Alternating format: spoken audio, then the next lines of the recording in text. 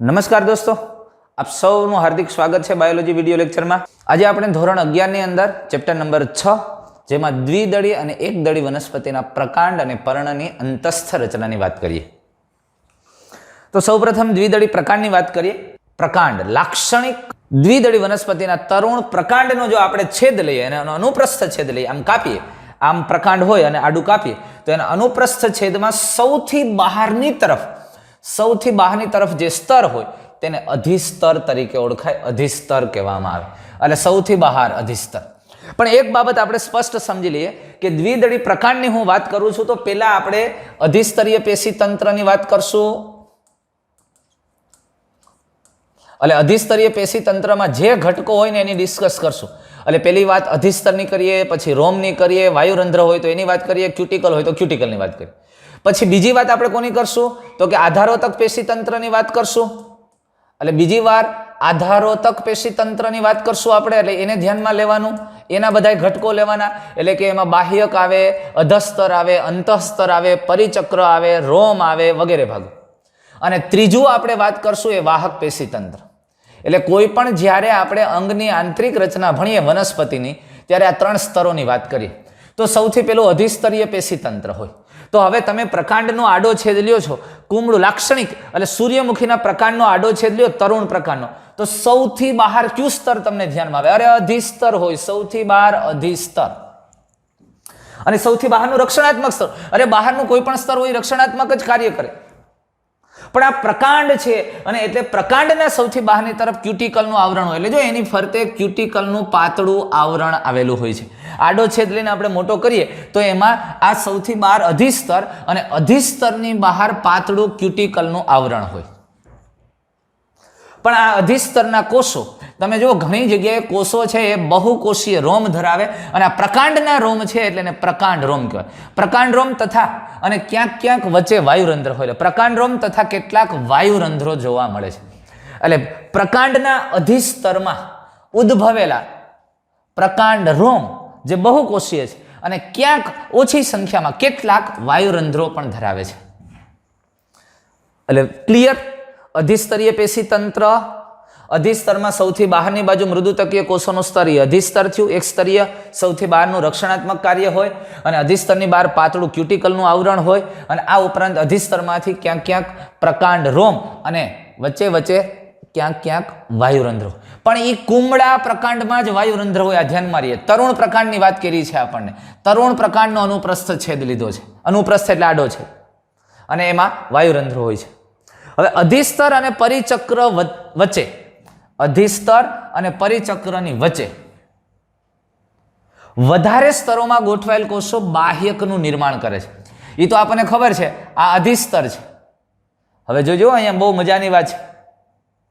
અને આ પરિચક્ર છે, આ આખું પરિચક્ર.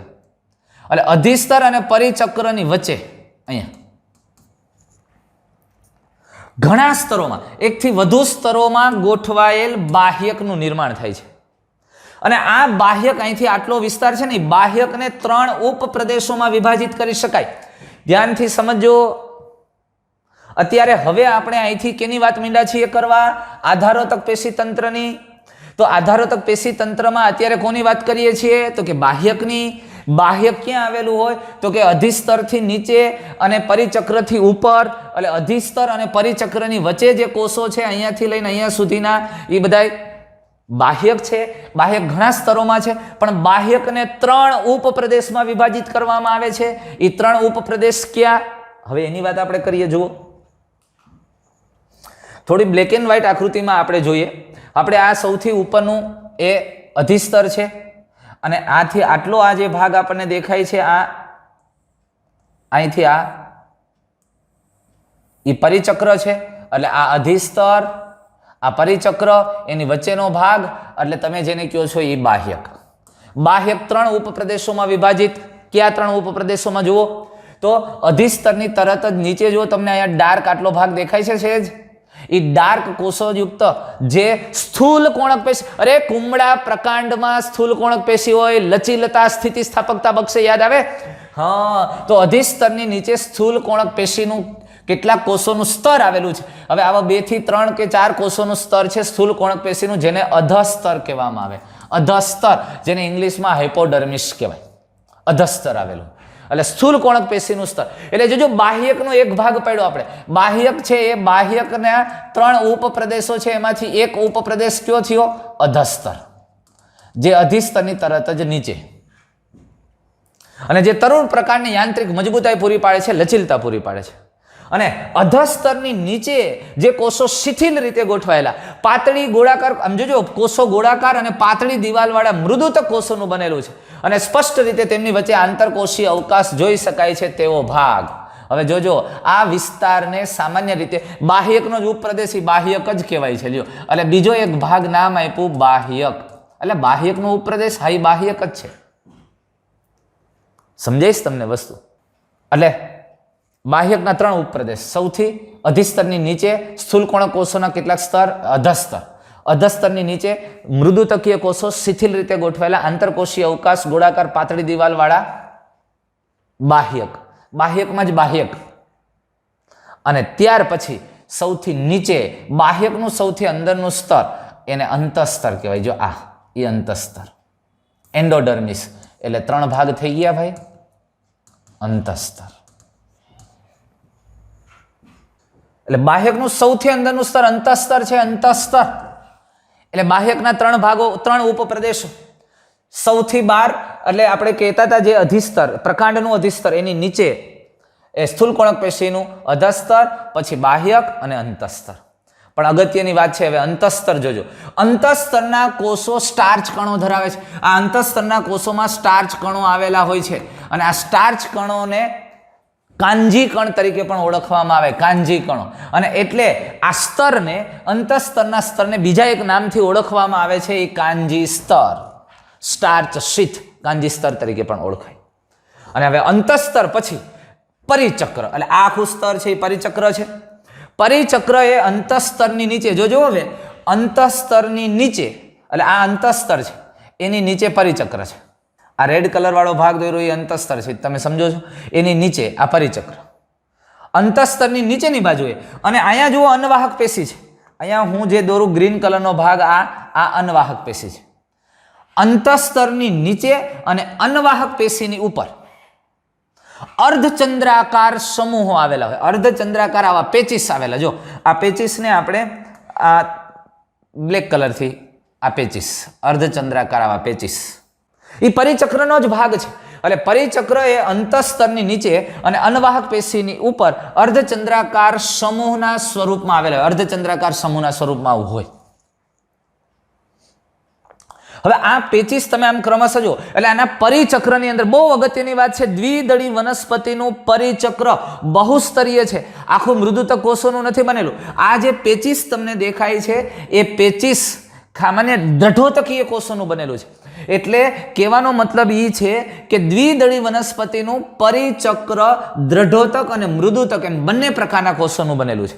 જે વાહિપુલ છે એ વાહિપુલની ઉપર પરિચક્રના કોષો અર્ધચંદ્રાકાર સ્વરૂપે દ્રઢોતકીય કોષોનું બનેલું હોય. એટલે વાહિપુલની ઉપર હોય એટલે ઘણી વખત આ પરિચક્રના આ કોષ સમૂહોને બંડલ ટોપી કહેવામાં આવે છે. વાહિપુલનું ઢાંકણું બંડલ ટોપી, વાહિપુલને ઇંગ્લિશમાં બંડલ કહેવાય ને એની ઉપર કેપ, બંડલ કેપ. એટલે આપણે એને આ વાહિપુલ ટોપી અથવા તો બંડલ ટોપી કહીએ છીએ.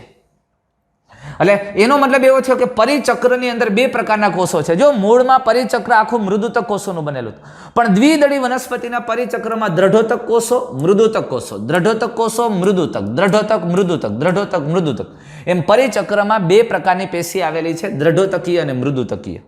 સમજાય છે વાત? ક્લિયર થાય છે? અને વાહિપુલની ઉપર પરિચક્રના કોષો, પરિચક્રના ભાગના કોષો દ્રઢોતકીય છે, જે અર્ધચંદ્રાકાર સ્વરૂપે સમૂહમાં ગોઠવાયેલા હોય છે. આ પેચીસ સ્વરૂપે આવેલા હોય, જેને આપણે બંડલ ટોપી તરીકે ઓળખીએ છીએ. હવે જુઓ, આ વાહિપુલની વચ્ચે અર્ય રીતે ગોઠવાયેલા મૃદુતક કોષોના કેટલાક સ્તરો આવેલા, જેને મજ્જા કિરણો કહેવાય. હવે જો આ આખું આડો છે જ, આ એક વાહિપુલ છે. વાહિપુલમાં અહીંયા તમે સમજો, હું રેડ કલરથી દોરું, આવી રીતે અર્ય રીતે મૃદુતકીય કોષો અહીંયા ગોઠવાયેલા છે. આ ગેપ છે ને એમાં આમ આરાની માફક ગોઠવાયેલા છે. તો આ આરાની માફક ગોઠવાયેલા મૃદુતકીય કોષોના સમૂહને જો આને કહેવાય મજ્જા કિરણ. શું કહેવાય? મજ્જા કિરણ અથવા મજાંશુ. અને દ્વિદળી વનસ્પતિના પ્રકાંડમાં વાહિપુલ મોટી સંખ્યામાં આવેલા, વાહિપુલ મોટી સંખ્યામાં અને વાહિપુલ વલયમાં ગોઠવાયેલા હોય. જો આમ વલયમાં આખો આમ રાઉન્ડ છે તો વાહિપુલ આવી રીતે એક વલયમાં ગોઠવાયેલા છે. વલય વર્તુળાકારે ગોઠવાયેલા છે, વલયમાં ગોઠવાયેલા હોય છે. અને વલયમાં વાહિપુલની ગોઠવણી એ દ્વિદળી વનસ્પતિની મુખ્ય લાક્ષણિકતા છે. બીજી વનસ્પતિમાં નથી. એની મુખ્ય લાક્ષણિકતા અપવાદ વગરની લાક્ષણિકતા છે. દ્વિદળી પ્રકારની મુખ્ય લાક્ષણિકતા છે વાહિપુલ વલયમાં ગોઠવાયેલા. અને દરેક વાહિપુલ કેવું હોય તો કે આ દરેક વાહિપુલ તમે જુઓ તો સહસ્થ, વર્ધમાન અને અંતરારંભી હોય છે. સહસ્થ પેલા જલવાહક અને ઉપર અનવાહક, એટલે આ સહસ્થ એક જ ત્રિજ્યા પર ગોઠવાયેલા એટલે સહસ્થ છે. વર્ધમાન છે આ જલવાહક વાળો ભાગ છે અને આ અનવાહક છે એની વચ્ચે અહીંયા એધા આવેલી છે. આ પીળાશ પડતો ભાગ દેખાય એધા છે, એટલે જલવાહક અને અનવાહકની વચ્ચે એધા છે એટલે વર્ધમાન પ્રકારના વાહિપુલ છે. અને આદિદારુ અંદર તરફ છે, કેન્દ્ર તરફ છે, મજા તરફ છે. અહીંયા આદિદારુ બહારની તરફ અનુદારુ છે, એટલે એ થયું અંતરારંભી. એટલે એક વસ્તુ મગજમાં રહે કે મૂળની જલવાહક પેશી પ્રકાંડમાં જલવાહક પેશી સામાન્ય રીતે અંતરારંભી હોય અને મૂળમાં જલવાહક પેશી બહિરારંભી હોય. એટલે અહીંયા જલવાહક પેશી કેવી છે? અંતરારંભી છે. વાહિપુલ કેવા પ્રકારનું છે? સહસ્થ, એક પાર્શ્વસ્થ અને ખુલ્લા અથવા તો વર્ધમાન છે. અને જલવાહક પેશી એટલે આદિદારુ અંદર તરફ છે માટે અંતરારંભી છે. અને પ્રકાંડનો કેન્દ્રસ્થ ભાગમાં વધુ આંતરકોષીય અવકાશ ધરાવતા, અહીંયા વચ્ચેના ભાગમાં કેન્દ્રસ્થ ભાગમાં વધુ આંતરકોષીય અવકાશ ધરાવતા ગોળાકાર મૃદુતક કોષો વિપુલ પ્રમાણમાં આવેલા હોય, ખૂબ મોટા પ્રમાણમાં આવેલા હોય, જે મજ્જાનું નિર્માણ કરે છે, મજ્જા પ્રદેશનું નિર્માણ કરે છે. સમજાણું? આવી રીતે દ્વિદળી વનસ્પતિના વાહિપુલની રચના છે. પણ દોસ્તો ખાસ મગજમાં રહીએ મિત્રો, આ આકૃતિને આધારે આખું વર્ણન તમારા મગજમાં રહીએ. એક વખત આકૃતિ ટેક્સ્ટ બુકમાં છે એ જ રીતે તમારે દોરવાની છે વ્યવસ્થિત રીતે, અને દોરીને એને મગજમાં ફિક્સ કરી દો, મગજમાં સ્કેન કરી લો, બધું જ વર્ણન આવડે. સૌથી પહેલું જો અહીંયા ફટાફટ હું 5 મિનિટમાં આખી દ્વિદળી વનસ્પતિના પ્રકારની અંતસ્થ રચના કહી દઉં. સૌથી બહારની તરફ અધિસ્તર આવેલું છે જે રક્ષણાત્મક સ્તર છે, એની ઉપર પાતળું ક્યુટિકલનું આવરણ હોય અને આ અધિસ્તરમાંથી કેટલાક ભાગોની અંદર પ્રકાંડ રોમ આવેલા હોય જે બહુકોષીય હોય છે અને બહુ ઓછા જગ્યાઓમાં વાયુરંધ્ર જોવા મળે. આ અધિસ્તરીય પેશી તંત્રની વાત પૂરી. હવે આધારોતક પેશી તંત્રની આપણે વાત કરીએ તો એની અંદર જોઈએ તો કે આધારોતક પેશી તંત્રમાં અધિસ્તરની નીચે અને પરિચક્ર એ સુધીના વિસ્તારમાં બાહ્યક બહુસ્તરીય હોય છે અને આ બાહ્યકને 3 ઉપપ્રદેશોમાં વિભાજિત કરવામાં આવે છે. અધિસ્તરની નીચે સ્થૂલ કોણક કોષોનું સ્તર, આ સ્થૂલ કોણક કોષોનું જે સ્તર છે એ સ્તરને અધસ્તર કહેવામાં આવે. ત્યાર પછી મૃદુતકીય કોષો જે શિથિલ રીતે ગોઠવાયેલા છે, તેમની વચ્ચે આંતરકોષીય અવકાશો જોવા મળે છે જે બાહ્યક કહેવાય. અને બાહ્યકનું સૌથી અંદરનું સ્તર જેને અંતસ્તર કહેવામાં આવે. અંતસ્તરના કોષો સ્ટાર્ચ કણ ધરાવે છે, તેથી એને કાંજી સ્તર પણ કહેવામાં આવે છે અને એ કણને કાંજી કણ કહેવામાં આવે છે. અને ત્યાર પછી પરિચક્ર આધારોતક પેશી તંત્રનો જ ભાગ છે. હવે અંતસ્તરની નીચે પરિચક્ર છે, અંતસ્તરની નીચે અને અનવાહક પેશીની ઉપર આ પરિચક્રના ભાગે કેટલાક અર્ધચંદ્રાકાર સમૂહ અથવા પેચીસ આવેલા હોય અને જે વાહિપુલની ઉપર હોવાથી એને બંડલ ટોપી પણ કહેવામાં આવે. પણ દ્વિદળી વનસ્પતિના પ્રકાંડનું પરિચક્ર બહુસ્તરીય, દ્રઢોતકીય અને મૃદુતકીય કોષોનું બનેલું હોય છે. આ પરિચક્રની વાત થઈ. અને પરિચક્ર પછી આપણે આધારોતક પેશી તંત્રની અંદર જો વાત કરીએ તો અહીંયા વાહિપુલ છે, એ વાહિપુલની વચ્ચે મૃદુતકીય કોષો આવેલા હોય જેને મજાંશુ અથવા મજા કિરણો કહેવામાં આવે છે. પછી હવે વાહક પેશી તંત્ર વાહિપુલની વાત કરીએ. વાહક પેશી તંત્રમાં વાહિપુલ મોટી સંખ્યામાં આવેલા વલય આકારે ગોઠવાયેલા હોય છે અને એ દ્વિદળી પ્રકારની મુખ્ય લાક્ષણિકતા છે. અને દરેક વાહિપુલ સહસ્થ, એક પાર્શ્વસ્થ, વર્ધમાન હોય છે અને વાહિપુલમાં જલવાહક પેશી અંતરારંભી હોય છે, આદિદારુ અંદર તરફ આવેલ હોય છે. અને પ્રકારના કેન્દ્રસ્થ ભાગમાં વધુ આંતરકોષીય અવકાશ ધરાવતા મૃદુતકીય કોષો હોય અને જે વિપુલ પ્રમાણમાં છે, જે મજ્જા પ્રદેશ અથવા મજ્જાનું નિર્માણ કરે છે. આમ દ્વિદળી વનસ્પતિના પ્રકાંડની અંતસ્થ રચના. અને દ્વિદળી વનસ્પતિના પ્રકાંડમાં ઘણી વખત બાહ્યકમાં આવી રાડ નલિકાઓ જોવા મળશે તમને. આવી રાડ નલિકાઓ હોય અને રાડનું વહન કરે છે. રાડ અહીંયા કેટલાક કોષો ભેગા થઈ અને વિઘટિત થઈ અને એમાં રાડ નલિકાનું નિર્માણ થાય. અને રાડ એ કાર્બનિક દ્રવ્ય છે, પેટ્રોલિયમ જેલી જેવું, અને જેનું વહન અને સંગ્રહ એ રાડ નલિકામાં થતું એને જે બાહ્યક પ્રદેશમાં જોવા મળે છે. ત્યાર પછી એકદળી વનસ્પતિના પ્રકાંડની આંતરિક રચનાની આપણે વાત કરી. આમ એકદળી પ્રકાંડ એ દ્રઢોતકીય અધસ્તર ધરાવે અને આમ બાકીના મોટા ભાગે તે સામાન્ય રીતે દ્વિદળી પ્રકાંડ જેવી રચના ધરાવે છે. થોડા ફેરફારો છે. તો એકદળી વનસ્પતિના પ્રકાંડની રચના આપણે આકૃતિને આધારે સમજીએ. જો આ એકદળી વનસ્પતિના પ્રકાંડનો આડો છેદ લ્યો એટલે એમાં પણ સૌથી બહારની તરફ અધિસ્તર આવે. સૌથી બહારની તરફ અધિસ્તર આવેલું હોય જે મૃદુતકીય કોષોનું બનેલું અને એની ફરતે ક્યુટિકલનું આવરણ. પણ અધિસ્તર પછી આધારોતક પેશી તંત્રની જો આપણે વાત કરીએ તો એકદળી વનસ્પતિના પ્રકાંડમાં ખાસ સમજવા જેવી વાત જો હોય, આમ મોટે ભાગે દ્વિદળી જેવું જ કહી શકાય પણ છતાં જુદું પડે, તો એકદળી વનસ્પતિના પ્રકાંડમાં આધારોતક પેશી તંત્રની અંદર બાહ્યક, મજ્જા, પરિચક્ર આવી કોઈ રચના હોતી નથી. એકદળી વનસ્પતિના પ્રકાંડની આંતરિક રચનામાં સૌથી બહાર અધિસ્તર મૃદુતકીય કોષોનું, અધિસ્તર પછી દ્રઢોતકીય કોષોનું બનેલું અધસ્તર, એના પછી સીધું અધસ્તર આવે. એટલે 12 અધિસ્તર, આ જો કોષોનું અધિસ્તર, એની ફરતે ક્યુટિકલનું આવરણ અને અધિસ્તર પછી સીધું જ અધસ્તર આવી જાય. અધસ્તર આવેલું હોય અને પછી બાહ્યક, અંતસ્તર, પરિચક્ર, મજા કિરણ જેવી કોઈ રચનાઓ નથી. ખાસ ધ્યાનમાં રાખજો, આધારોતક પેશી તંત્રમાં ગ્રાઉન્ડ ટિશ્યુની અંદર આ પ્રકારની રચના નથી. બાહ્યક, અંતસ્તર, પરિચક્ર જેવી વ્યવસ્થાઓ નથી. અધિસ્તર આવી ગયું અને અધિસ્તર પછી અધસ્તર એ દ્રઢોતકીય કોષોનું બનેલું. દ્વિદળી વનસ્પતિના પ્રકાંડનું અધસ્તર સ્થૂલ કોણક પેશીનું હતું. એકદળી વનસ્પતિનું અધસ્તર છે દ્રઢોતકીય છે એટલે થોડું કઠણ હોય અને ત્યાર પછી ખૂબ જ આખી આધારોતક પેશી તંત્રની અંદર મોટી સંખ્યામાં દ્રઢોતકીય પુલકંચુક કોષોથી આવૃત, એટલે આ જો વાત ખાસ સમજો, દ્રઢોતકીય પુલકંચુક કોષોથી આવૃત છૂટા છવાયા વાહિપુલ આ આવેલા હોય અને મોટી તથા સ્પષ્ટ મૃદુતકીય આધાર પેશી. એટલે આધારોતક પેશીમાં આખા વિસ્તારની અંદર મૃદુતકીય આધારોતક પેશી આવેલી. આમાં કોઈ બાહ્યક, અંતસ્તર જેવી રચના નથી પણ આખી આધારોતક પેશીની અંદર છૂટા છવાયા ગોઠવાયેલા વાહિપુલ હોય અને વાહિપુલની ફરતે દ્રઢોતકીય પુલકંચુક કોષોનું આવરણ હોય. એટલે વાહિપુલની ફરતે જે કોષો છે ને એને પુલકંચુક કોષો કહેવામાં આવે છે. વાહિપુલ, પુલ અને પુલનું આવરણ કરે. કંચુક એટલે આવરણ. આ વાહિપુલ છે, જલવાહક અને અન્નવાહક, એટલે વાહિપુલની ફરતે આવરણ એટલે એને પુલ કંચુક કીધું. પણ એ ક્યાં કોષોનું આવરણ છે? દ્રઢોતકીય, એટલે એને કહેવાય દ્રઢોતકીય પુલ કંચુક. એટલે આ વાક્યનું અર્થઘટન તમારે આવું કરવાનું થાય કે એકદળી વનસ્પતિના પ્રકાંડમાં આખામાં આધારોતક પેશી છે.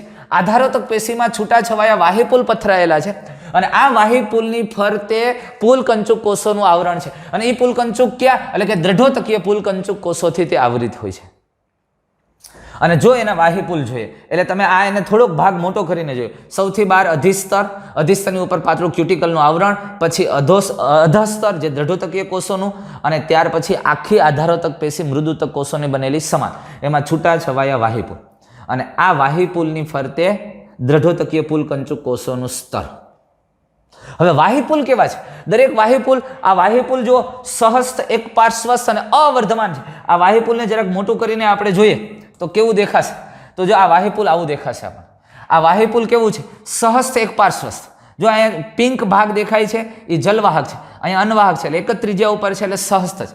એક પાર્શ્વસ્થ છે, એક બાજુ અંદરની તરફ જલવાહક અને બહારની તરફ અન્નવાહક છે એટલે એક પાર્શ્વસ્થ. પણ અવર્ધમાન, એની વચ્ચે એધા નથી એટલે સહસ્થ અને અવર્ધમાન છે.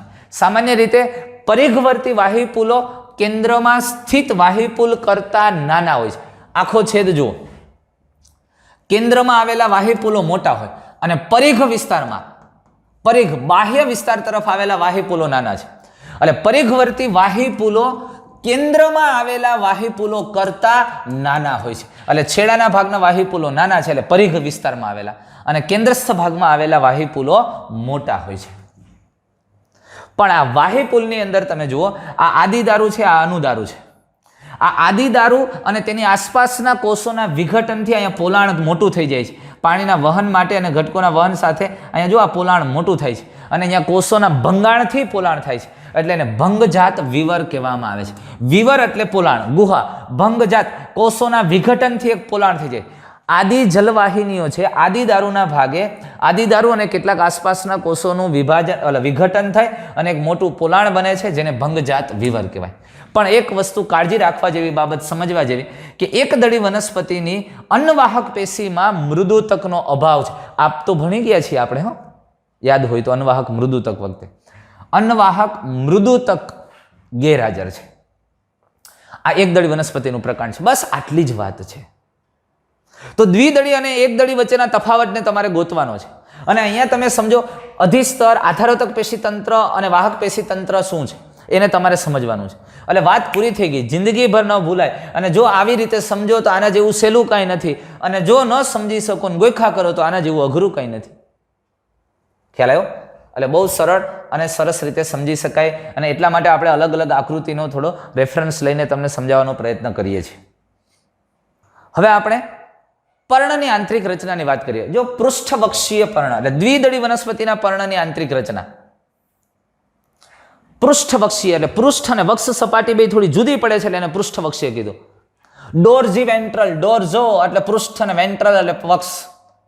અને ડાયકોટિલિયન એટલે દ્વિદળી વનસ્પતિના પર્ણની આપણે વાત કરીએ છીએ. આનો અનુપ્રસ્થ છેદ લ્યો. આમ પર્ણ છે, આમ આડું કાપો ને પછી આમ જો પાતળો એવો ભાગ, એને તમે માઇક્રોસ્કોપમાં જુઓ તો પર્ણની અંદર પર્ણફલકમાં પણ અધિસ્તર, મધ્ય પર્ણપેશી અને વાહક તંત્ર જોયું. અધિસ્તર, અધિસ્તરીય પેશીતંત્ર, મધ્ય પર્ણપેશી, આધારોતક પેશીતંત્ર, વાહક તંત્ર, વાહક પેશીતંત્ર, આ ત્રણ મુખ્ય ભાગોની વાત કરવાની છે. તો પર્ણમાં પહેલા અધિસ્તરીય પેશીતંત્રની વાત કરીએ. અધિસ્તર કે જે બંને એટલે કે ઉપરની સપાટીએ એ ઉપરી અધિસ્તર કહેવાય અને પર્ણની નીચલી સપાટી એટલે એને અધ અધિસ્તર.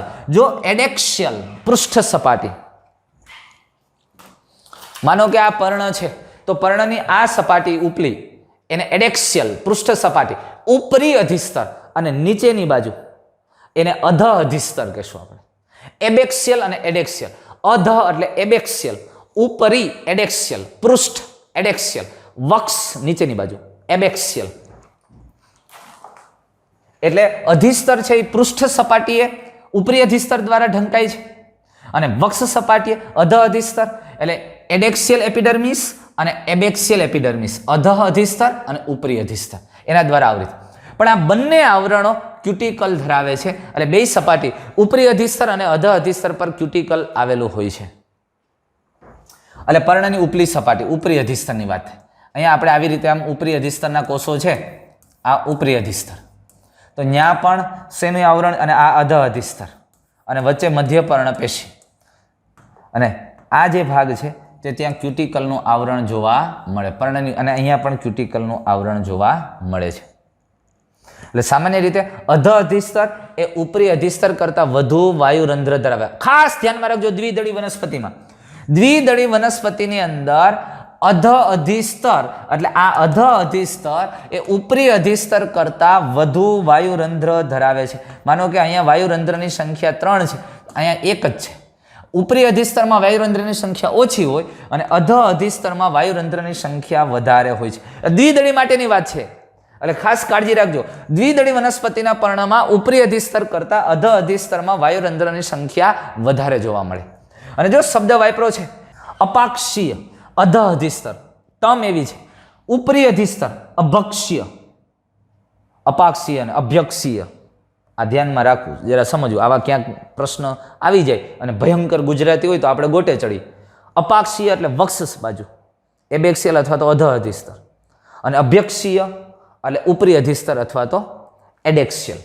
એટલે આપણે એક વાત એવી કરી ને કે ઉપરી અધિસ્તર કરતાં અધ અધિસ્તરમાં વાયુરંધ્રની સંખ્યા વધારે છે. એટલે કે અધ અધિસ્તરમાં ઉપરી અધિસ્તરની સાપેક્ષ પર્ણરંધ્રની સંખ્યા વધારે હોય છે. એ તો આપણે કહી ગયા. પછીથી કદાચ વાયુરંધ્રનો અભાવ પણ હોઈ શકે. એવું બની શકે કે ઉપરી અધિસ્તરમાં વાયુરંધ્ર ન પણ હોય. ઘણી વનસ્પતિમાં એવું છે કે ઉપરી અધિસ્તરમાં વાયુરંધ્ર ન હોય ને અધ અધિસ્તરમાં હોય. ઉપરી અધિસ્તર અને અધ અધિસ્તરની વચ્ચેની પેશીને મધ્ય પર્ણપેશી, આધારોતક પેશીતંત્ર. આ પિંક દેખાય ઉપરી અધિસ્તર છે, નીચે પિંક દેખાય અધ અધિસ્તર છે. જો અધ અધિસ્તરમાં વાયુરંધ્ર દેખાય, ઉપરી અધિસ્તરમાં અત્યારે નથી દેખાતા, પણ એ બેની વચ્ચેનો ભાગ આ અહીંયાથી અહીંયા સુધીની પેશી એને આપણે મધ્ય પર્ણપેશી કહેશું. શું કહેશું આપણે એને? મધ્ય પર્ણપેશી. એટલે કે પર્ણનું આધારોતક પેશીતંત્ર. મધ્ય પર્ણપેશી કે જે હરિત કણો ધરાવે છે. હા, એમાં હરિત કણો હોય છે એટલે તો એ ગ્રીન દેખાય છે.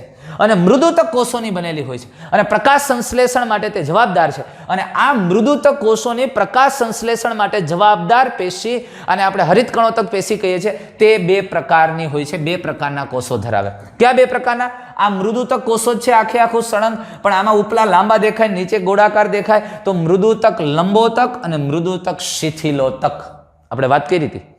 તો જો આ મૃદુતક લંબોતક છે અને આ મૃદુતક શિથિલોતક છે.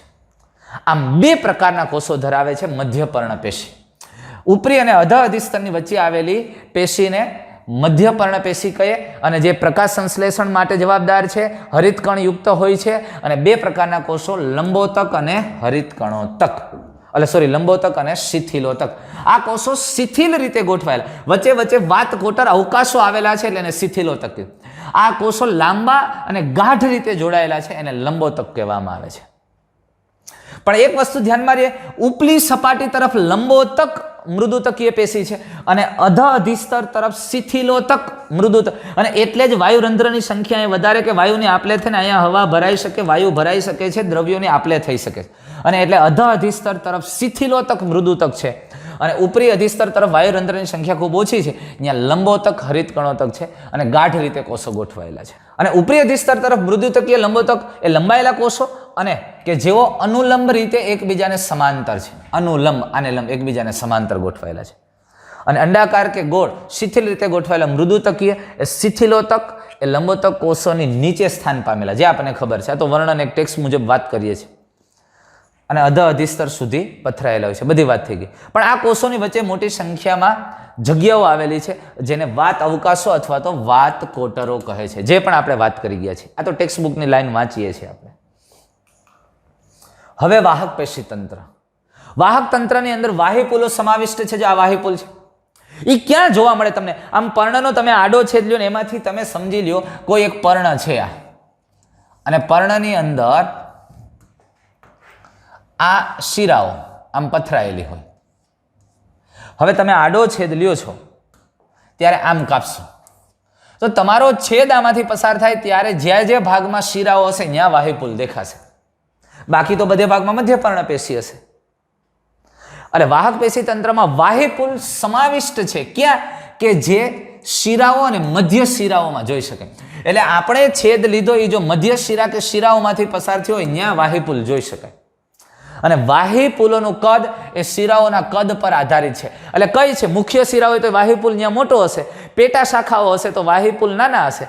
એટલે વાહિપુલનું કદ એ શિરાઓના કદ પર આધારિત છે. અને દ્વિદળી પર્ણોમાં ઝાલાકાર શિરા વિન્યાસ જોવા મળે. અને આ ઝાલાકાર શિરા વિન્યાસમાં શિરાઓની જાડાઈમાં વિવિધતા હોય. મધ્ય શિરા મોટી હોય અને પેટા શાખાઓ પડતી જાય એમ શિરાઓ નાની હોય. એટલે વાહિપુલો પણ અલગ અલગ કદના જોવા મળે. અને વાહિપુલો જાડી દિવાલવાળા પુલકંચુક કોષોના સ્તરોથી આવૃત હોય છે. જાડી દિવાલવાળા વાહિપુલ પુલકંચુક કોષોથી આવૃત. એટલે આ વાહિપુલની ફરતે પણ અને મૃદુતકીય જાડી દિવાલયુક્ત પુલકંચુક કોષો આવેલા છે દ્વિદળી વનસ્પતિના પર્ણની અંદર. પણ એમાં જલવાહક પેશી છે ઉપરી અધિસ્તર તરફ અને અનવાહક પેશી છે અધ અધિસ્તર તરફ આવેલું હોય. આપણી ટેક્સ્ટમાં નથી પણ આપણે સમજવા માટે જલવાહક પેશી ઉપરી અધિસ્તર તરફ અને અનવાહક પેશી અધ અધિસ્તર તરફ હોય. આ પ્રકારની ગોઠવણી વનસ્પતિની અંદર હોય. અહીંયા પણ 3 પેશી તંત્રની જ આપણે વાત કરી તો દરેક અંગોની અંદર અધિસ્ત્રી, આધારોતક અને વાહક પેશી તંત્રની જ વાત થાય. ત્યાર પછી એકદળી વનસ્પતિના પર્ણની આંતરિક રચના, જેને સમદ્વિપાર્શ્વીય પર્ણ. જો બે બાજુ સરખા છે, સમદ્વિપાર્શ્વ, બંને પાર્શ્વ બાજુ પર્ણો સરખા, એકદળીનું પર્ણ, આઇસોબાયલેટરલ લીફ. હવે આ સમદ્વિપાર્શ્વ પર્ણની અંતસ્થ રચના એટલે કે એકદળી વનસ્પતિના પર્ણની અંતસ્થ રચના એ પૃષ્ઠવક્ષીય પર્ણની અંતસ્થ રચનાની સરખામણીએ ઘણી બધી રીતે સમાનતા ધરાવે છે. ઘણી બધી રીતે સમાનતા છે, સંપૂર્ણ રીતે નથી. એટલે કે એકદળી અને દ્વિદળી વનસ્પતિના પર્ણની અંતસ્થ રચનામાં ઘણી બધી સમાનતાઓ છે પણ છતાંય સંપૂર્ણ નથી. પણ કેટલાક તફાવત પણ છે, લાક્ષણિક તફાવત પણ દર્શાવે છે. આવા લાક્ષણિક તફાવત ક્યાં છે? અહીંયા પણ બે બાજુ અધિસ્તર છે, બંને બાજુ ક્યુટિકલનું આવરણ છે. પણ પહેલી બાબત, સમદ્વિપાર્શ્વીય પર્ણમાં પર્ણરંધ્ર એ અધિસ્તરની બંને સપાટીઓ એ પર આવેલા હોય.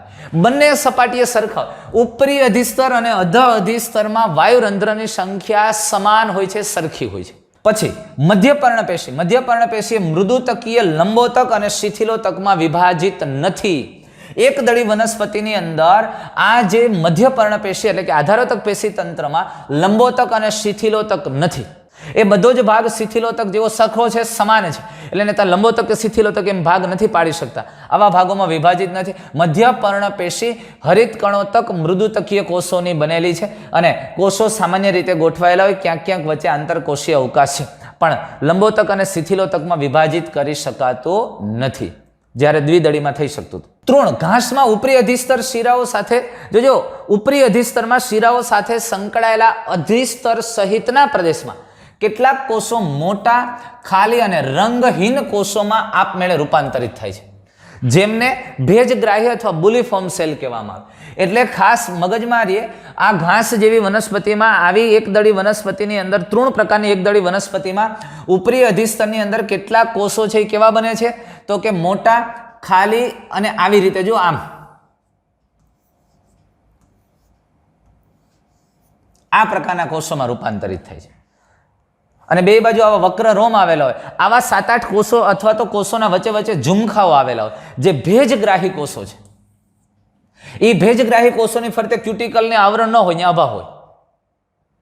જ્યારે આવા પર્ણો ભેજગ્રાહી કોષો ધરાવે, જ્યારે કોઈ વનસ્પતિ, એકદળી વનસ્પતિના પર્ણો આવે ભેજગ્રાહી કોષો ધરાવે, ત્યારે ભેજયુક્ત વાતાવરણમાં તેઓ પાણીનું શોષણ કરે. એટલે ભેજયુક્ત વાતાવરણમાંથી પાણીને શોષે છે અને પાણીનું શોષણ કરીને એ કોષ આસુન બને, અને આસુન બને એટલે પર્ણ છે એકદમ આમ ફૂલે અને પર્ણની સપાટી એકદમ વિસ્તૃત થાય અને પર્ણ એકદમ ખુલ્લું રહે.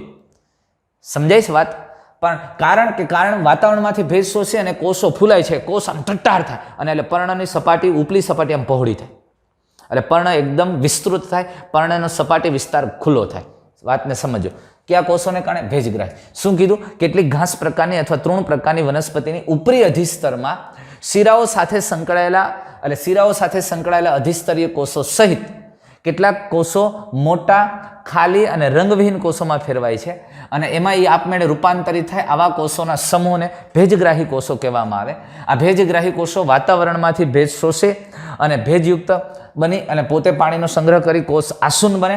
આસુન બને એટલે કોષ ફૂલાય અને એટલે પર્ણની સપાટી એકદમ વિસ્તૃત અને પહોળી થાય. જ્યારે જોજો વાતાવરણ શુષ્ક હોય, શુષ્ક વાતાવરણમાં એ પાણી ગુમાવી દે.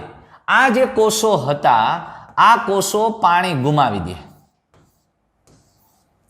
અને આ કોષો પાણી ગુમાવીને એકદમ શિથિલ થઈ જાય, ઢીલા થઈ જાય, ઢીલા અને નરમ થઈ જાય છે. અરે નરમ થાય એટલે ઉપલી સપાટીના કોષો નરમ થાય. જે આમ ખુલ્લું થયું હતું એ આમ ધીમે ધીમે ઢીલું થાય, એટલે આમ વળે અંદર તરફ ભેગું થાય. એટલે એ શું કરે છે ખરેખર કે જ્યારે આબોહવા એકદમ શુષ્ક છે અને જમીનમાંથી વનસ્પતિને પણ પાણી પણ માપે મળે છે, એટલે આ કોષો છે એ ભેજ ગુમાવી દે. જેણે ભેજ મેળવ્યો હતો એ હવે વાતાવરણ શુષ્ક હોવાને કારણે ભેજ ગુમાવે છે અને એટલે કોષો ઢીલા થાય, એ નરમ થાય અને પરિણામે પર્ણ આમ વળે. અરે પર્ણની પપોડી વળી જાય, પપોડી, પર્ણ આમ અંદર તરફ વળે, ભૂંગળી જેવું થઈ જાય. એ એટલા માટે કે એનો ખુલ્લો સપાટીય વિસ્તાર ઘટાડે છે, જેથી બાષ્પોત્સર્જન ઓછું થાય, પાણીના વ્યયને અટકાવી શકાય અને પર્ણની અંદરની બાજુએ વીંટાળવામાં તે સહાયક બને છે, મદદરૂપ બને છે આ ભેજગ્રાહી કોષો, બુલીફોર્મ સેલ્સ. કલ ઇનવાર્ડ્સ એટલે અંદર તરફ વીંટળાય છે. તો એકદળી વનસ્પતિમાં આવી વિશિષ્ટ બાબતો જોવા મળે છે અને એકદળી પર્ણોમાં સમાંતર શિરા વિન્યાસ જોવા મળે છે અને એક સરખા કદના વાહિપુલ સામાન્ય રીતે પ્રતિબિંબિત થતા જોવા મળે. એ તો સ્પષ્ટ છે, કારણ કે એ પર્ણની અંદર બધી શિરાઓ છે, એ શિરાઓ એક સરખી હશે, આમ સમાંતર શિરા વિન્યાસ હોય એટલે, અને તમે એનો આડો છેદ લ્યો એટલે બધા વાહિપુલ એક સરખા કદના જોવા મળશે. એટલે એકદળી વનસ્પતિના પર્ણની અંદર મોટે ભાગે વાહિપુલ એક સરખા કદના જોવા મળશે, કારણ કે સમાંતર શિરા વિન્યાસ છે. હા, ક્યારેક એવું બની શકે કે મધ્ય શિરા છે, મુખ્ય શિરા હોય એ મોટી હોઈ શકે. એટલે જો આપણે એમાં એવું કહી શકશું કે મુખ્ય શિરા સિવાય બધા વાહિપુલ એક સરખા કદના હશે અને જે પર્ણના લંબ રૂપમાં જોઈ શકાય છે. એ તો તમે આમ પર્ણ આડું હોય ને આમ કટ કરીને જુઓ એટલે બધા એક સરખા દેખાશે, લંબરૂપ છેદની અંદર સ્પષ્ટ જોઈ શકીએ છીએ. તો આ પ્રકારે એકદળી વનસ્પતિના પર્ણની અંતસ્થ રચના છે. આમ આપણે દ્વિદળી અને એકદળી વનસ્પતિના પર્ણની અંતસ્થ રચનાની વાત અહીંયા પૂરી કરી. એટલે દોસ્તો અહીંયા આપણે વનસ્પતિના બધા જ અંગો, મૂળ, પ્રકાંડ અને પર્ણની આંતરિક રચના જોઈ. એની અંદર પેશીની ગોઠવણી, કયા પ્રકારની સ્થાયી પેશી, જટિલ કેવી રીતે ગોઠવાયેલી છે, આ બધી વાત આપણે જોઈ ગયા. પણ મૂળભૂત 3 પેશી તંત્રને સંબંધિત વાત કરો એટલે વાત પૂરી. પણ આ દરેકની એકબીજા સાથે કમ્પેરિઝન કરો, આ દરેકનું એકબીજાના તફાવત ગોતવાનો પ્રયત્ન કરો એટલે વાત પૂરી થઈ ગઈ. પછી ભણશો ત્યાં સુધી કામે આવશે અને યાદ રહેશે. અને હવે ખૂબ ખૂબ અગત્યના એવા ટોપિક આપણે નેક્સ્ટ વિડીયોની અંદર ભણવાના છે. વનસ્પતિમાં દ્વિતીય વૃદ્ધિ. પ્રાથમિક વૃદ્ધિ થયા પછી એક વખત અંગ બની ગયું પછી એની જાડાઈમાં કેમ વધારો થાય, એટલે એની દ્વિતીય વૃદ્ધિ, એની વાત આપણે હવે નેક્સ્ટ વિડીયોની અંદર કરવાના છે. તો મળીએ છીએ ફરી પાછા નેક્સ્ટ વિડીયોમાં. Thank you, bye bye.